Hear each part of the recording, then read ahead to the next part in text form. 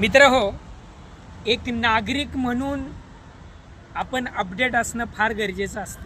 म्हणजे जसं की आपला फोन अपडेट आपण नाही केला, ॲप्स अपडेट नाही केले किंवा आपली टी व्ही अपडेट नाही केली तर त्याचे होणारे परिणाम आपल्याला माहिती आहेत. तसंच एक नागरिक म्हणून आपण अपडेट असणं हे फार गरजेचं आहे.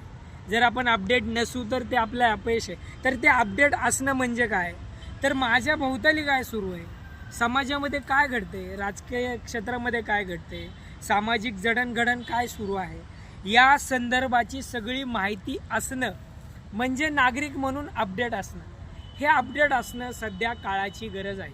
म्हणजे ज्यावेळेस रेडिओ आला त्यावेळेस टी व्हीचे दिवस आले, त्यावेळेस तिथल्या लोकांना असं वाटत असेल की अरे बापरे, आपण खूप पुढे चाललेलो आहे. परंतु तसंच आत्ताही आहे. जगभराच्या तुलनेने आपण खऱ्या अर्थानं पाहायला गेलं तर बरेच मागे आहोत. म्हणजे काही ठिकाणी 7G पर्यंत पोहोचलेलो आहे आणि आपण अजूनही 5G मध्येच आहोत.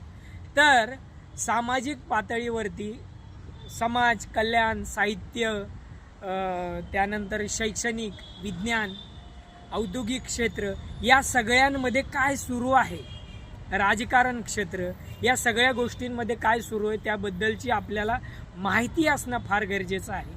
त्याची अपडेट आपल्याला ठेवावं लागेल. त्याची माहिती आपण जाणून घेणं म्हणजेच स्वतः अपडेट राहण्याचा एक प्रकार आहे. त्यामुळे अपडेट असणं, एक नागरिक म्हणून अपडेट असणं सध्या काळाची गरज आहे आणि त्याची जडणघडण ही एकूणच समाज व्यवस्थेवर पडत असते असं मला वाटतं.